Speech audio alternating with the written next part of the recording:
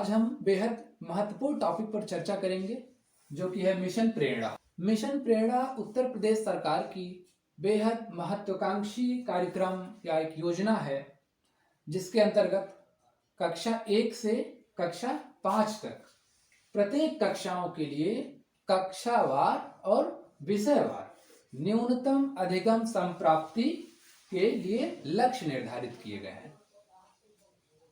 कहने का मतलब कि कक्षा 1 में अगर बच्चा पढ़ता है तो उसे किस विषय में कितना ज्ञान होना चाहिए, और ये जो लक्ष्य निर्धारित किया गया है ये न्यूनतम लक्ष्य निर्धारित किया गया है, क्योंकि हम जानते हैं ज्ञान की कोई परिसीमा नहीं होती।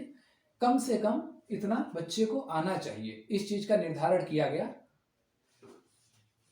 प्रेरणा लक्ष्य की शुरुआत हुई 4 सितंबर 2019 को उत्तर प्रदेश के मुख्यमंत्री श्री योगी आदित्यनाथ जी द्वारा। मिशन प्रेरणा में जो लक्ष्य निर्धारित किए गए उन लक्ष्यों को प्रेरणा लक्ष्य कहा जाता है, और प्रेरणा लक्ष्य 2 विषयों के लिए भाषा और गणित के लिए निर्धारित किया गया है। तो हम बारी बारी भाषा और गणित के प्रेरणा लक्ष्यों को चर्चा करेंगे और समझेंगे।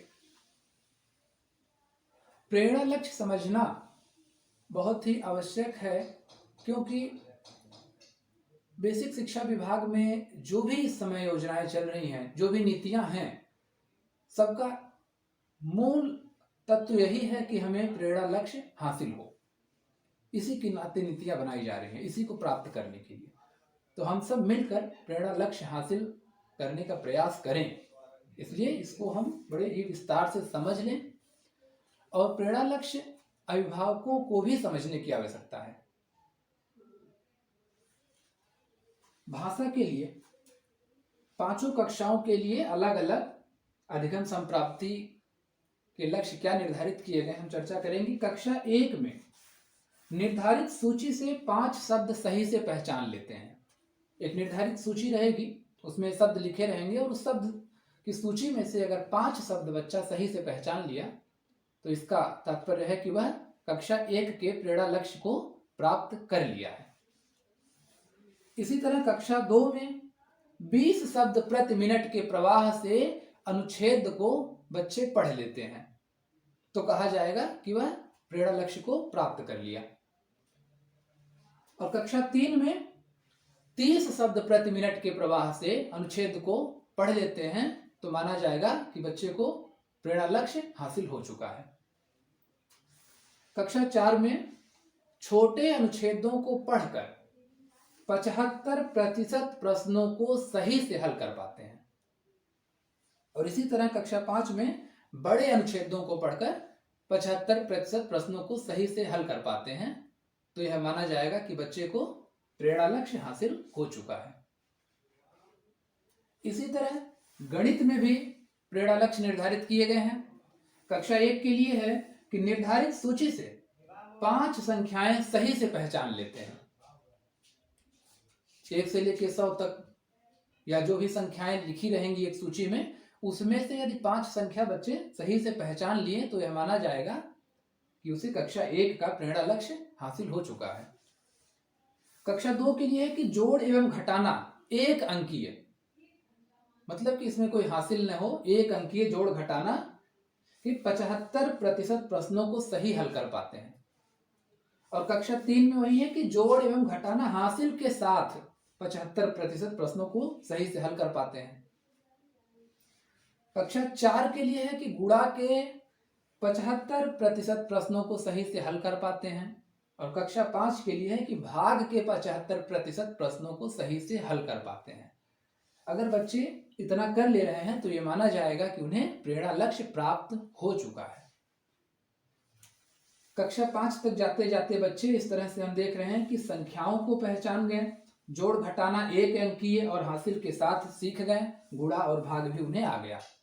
तो कक्षा 5 तक का यही उद्देश्य होता है कि बच्चे को जोड़ घटाना गुणा भाग आ जाए और वो प्रेरणा लक्ष्य के माध्यम से प्राप्त हो जा रहा है। अच्छा, दूसरी चीज कि एक कक्षा में अगर 20 बच्चे बैठे हैं तो 20 को तो ये प्रेरणा लक्ष्य प्राप्त नहीं होगा। अगर एक भी बच्चे को नहीं प्राप्त हुआ तो क्या यह माना जाएगा कि प्रेरणा लक्ष्य किसी क्लास को नहीं प्राप्त हुआ? कक्षा के 80% बच्चों को प्राप्त होना चाहिए। 80% बच्चों को यदि प्रेरणा लक्ष्य प्राप्त है तो यह माना जाता है कि पूरी कक्षा को ही प्राप्त हो गया है। अच्छा, विद्यालयों को प्रेरणा लक्ष्य हासिल करने का एक समय भी निर्धारित करके दिया गया है कि मार्च 2023 तक प्रेरणा लक्ष्य को हासिल कर लें। पहले ये मार्च 2022 तक ही था, लेकिन चूंकि कोरोना काल चल रहा है, साल भर विद्यालय बंद रहे, तो इस समय अवधि को बढ़ाकर मार्च 2023 कर दिया गया है। यदि किसी विद्यालय के बच्चे प्रेरणा लक्ष्यों को हासिल कर लेते हैं तो यह माना जाता है कि वह विद्यालय प्रेरक विद्यालय बन गया है।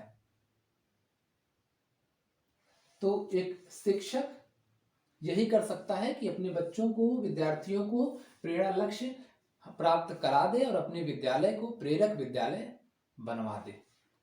यह सोपान आगे भी बढ़ता है। प्रेरक विद्यालय के बाद प्रेरक विकास खंड होता है, प्रेरक जनपद होता है, इस तरह से प्रेरक राज्य तक हम लोग जाते हैं। लेकिन अपना जो मूल कर्तव्य शिक्षकों का होना चाहिए कि अपने विद्यालय को प्रेरक विद्यालय बना दें, और इसके लिए विद्यार्थियों को, शिक्षकों को और अभिभावकों को मिलकर कार्य करना होगा। जब हम एक दिशा में साथ में प्रयास करेंगे तो बहुत ही आसानी से यह प्रेरणा लक्ष्य प्राप्त किया जा सकता है।